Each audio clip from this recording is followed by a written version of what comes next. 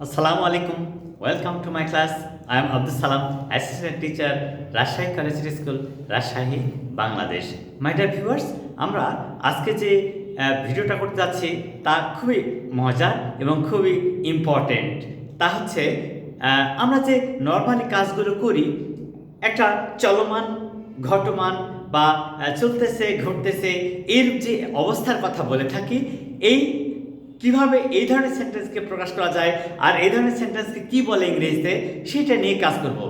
আর এর আগের দুই ভিডিওতে আমরা টেন্স নিয়ে কথা বলেছি, আজকের ভিডিওতেও টেন্স নিয়ে কথা বলবো, তবে সম্পূর্ণ ভিন্ন। কেমন সেটা দেখা যায়। আজকে একটা আলোচনা হচ্ছে প্রেজেন্ট কন্টিনিউয়াস টেন্স।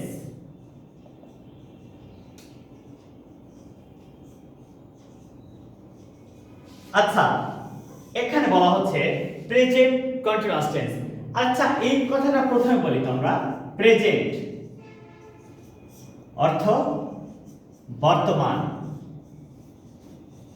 কন্টিনিউয়াস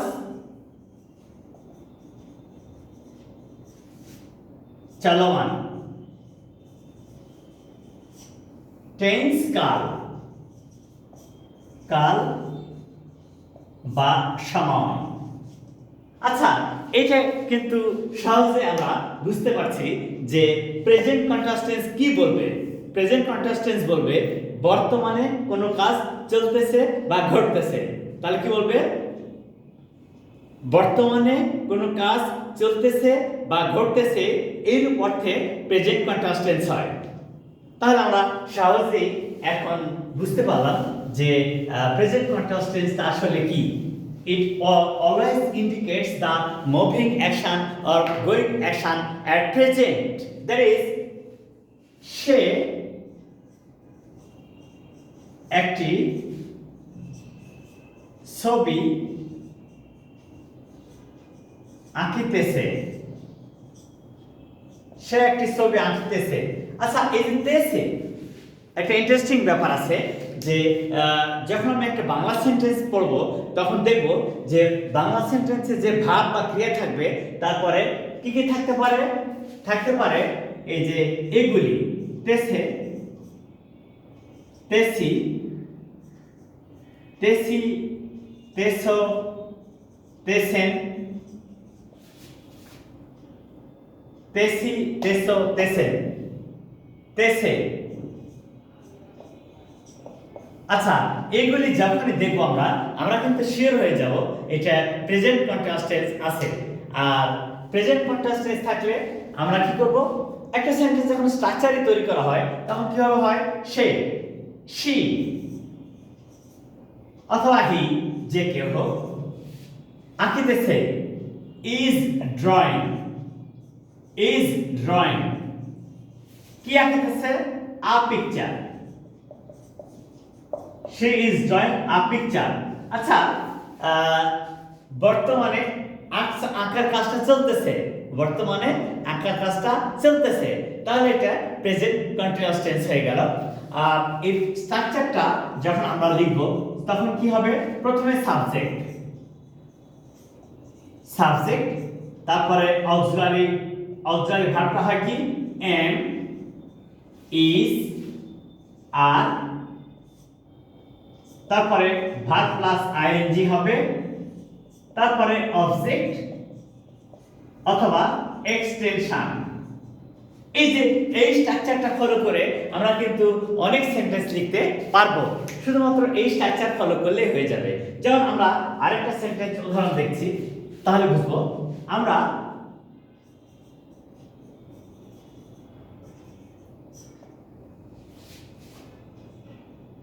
ইংরেজি বিষয়ে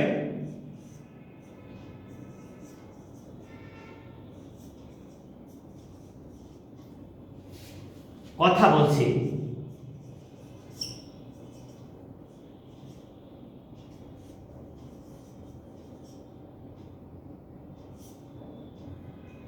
আচ্ছা, আমরা ইংরেজি বিষয়ে কথা বলতেছি।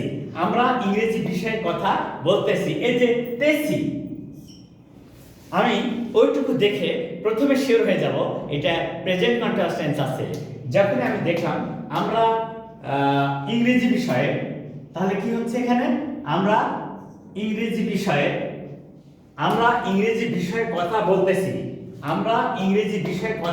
বলতেছি, তাহলে শুরুতে আমরা প্রথমে এদিকে দিব যে বলতেছি তেসি, তখন ধরে নেব যে তেসি আছে, প্রেজেন্ট কন্টিনিউয়াস টেন্স আছে, তাহলে কি আমরা we.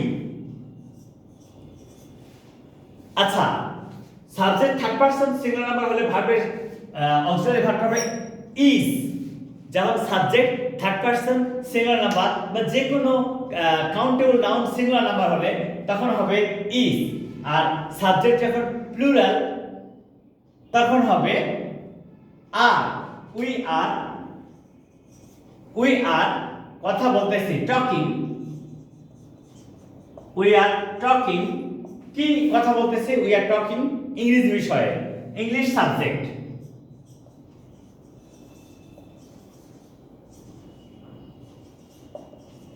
We are talking English subject. We are talking English subject. তাহলে কত সহজে এই স্ট্রাকচারটা ব্যবহার করে আমরা সেন্টেন্স তৈরি করতে পারছি। আসল কথা যে সব সময় চিন্তা করব যে something is happening or something is going on action or moving on action at present, then we shall call it present continuous tense.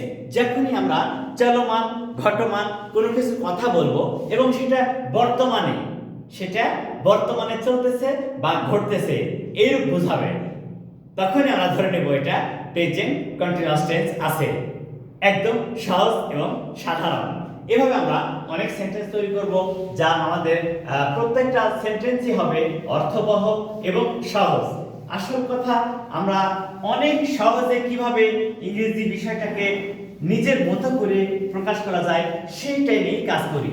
এটাই আমাদের এই চ্যানেলের বৈশিষ্ট্য। এবারে তার স্ট্রাকচারটা আমরা ফলো করি, কিভাবে এটা করা যাচ্ছে। স্ট্রাকচারটা কি? Subject plus auxiliary verb am, is, are plus verb plus ing, plus object অথবা এক্সটেনশন। এই যে এখন আমরা দেখব যে কোন সাবজেক্টের পরে কোন অক্সিলারি ভার্বটা বসে।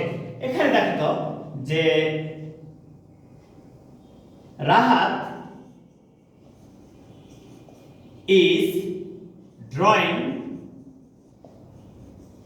a picture now. এই যে নাও তার মানে বর্তমানে, Rahat is drawing a picture now, Rahat বর্তমানে একটা ছবি আঁকতেছে। আচ্ছা, এই ধরনের সেন্টেন্সকে আমরা নেগেটিভ করব, তখন কেমন হবে? নেগেটিভ করব এটাকে, Rahat is not drawing a picture now. আচ্ছা, এই যে মজার একটা বিষয় আমরা লক্ষ্য করব, সেটা কি? যে সমস্ত সেন্টেন্সে অক্সিলারি ভার্ব থাকে, সেটা প্রেজেন্ট কন্টিনিউয়াস টেন্স হোক আর পাস্ট কন্টিনিউয়াস টেন্স হোক, ওইটা বিষয় নয়। বিষয় হলো যে সমস্ত সেন্টেন্সে অক্সিলারি ভার্ব থাকে তাদেরকে নেগেটিভে রূপান্তরের সময় এই অক্সিলারি ভার্বের পরে নট ব্যবহার করলে কিন্তু হয়ে যায়। অক্সিলারি ভার্বের পরে নট ব্যবহার করলে এটা নেগেটিভ হয়ে যাচ্ছে।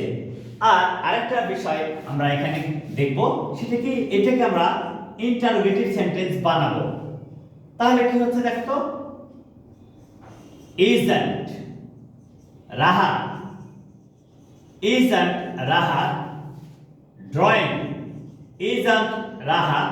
drawing a picture now?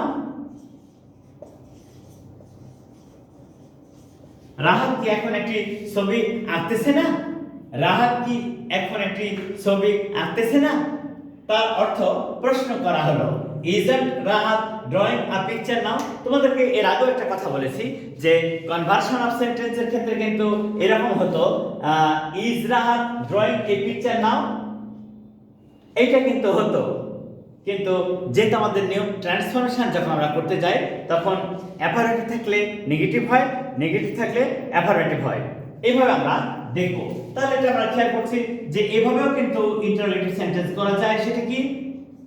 Is Rahat drawing a picture now. তাহলে আমরা শিখলাম যে subject third person singular number হলে তারপরে ইজ বসে, আর যে কোনো কন্টিনিউয়াস টেন্স অর্থই ভার্ব প্লাস আইএনজি। যদি সাবজেক্ট সেকেন্ড পারসন হয় তখন কি হবে? You are watching my class now. তোমরা এখন আমার ক্লাসটা দেখছো। You are watching my class now. এখন তোমরা আমার ক্লাসটা দেখতেছো। তাহলে ইউ সেকেন্ড পারসন, তাই আর হলো। তাহলে এখানে আমরা একটা বিষয় একবার স্পষ্ট করে বলতে চাই যে subject third person singular number হলে অক্সিলারি ভার্ব হবে ইজ, তারপর ভার্ব প্লাস আইএনজি। যদি সাবজেক্ট সেকেন্ড পারসন বা প্লুরাল নাম্বার হয় তখন অক্সিলারি ভার্বটা হবে আর, আর সাবজেক্ট যদি ফার্স্ট পারসন হয় তখন হবে এম। যেমন I am talking with you. I am talking with you. আমি তোমাদের সঙ্গে কথা বলছি। I am talking with you. তাহলে সাবজেক্ট ফার্স্ট পারসন এই ক্ষেত্রে হবে am, second person plural number হলে ফার্স্ট পারসন প্লুরাল নাম্বার হবে আর, আর যদি থার্ড পারসন সিঙ্গুলার নাম্বার হয় তাহলে হবে is। তাহলে আসলে এইভাবে আমরা সহজেই প্রেজেন্ট কন্টিনিউয়াস টেন্সকে শিখতে পারবো। এক কথায় কোনো কাজ বর্তমানে চলতেছে বা ঘটতেছে এর অর্থেই প্রেজেন্ট কন্টিনিউয়াস টেন্স হয়। আশা করি তোমাদের এখানে কোনো সমস্যা থাকবে না। So my dear viewers, please follow the video from the beginning to the end and try to share it and tell your friends to subscribe it. Assalamu alaikum.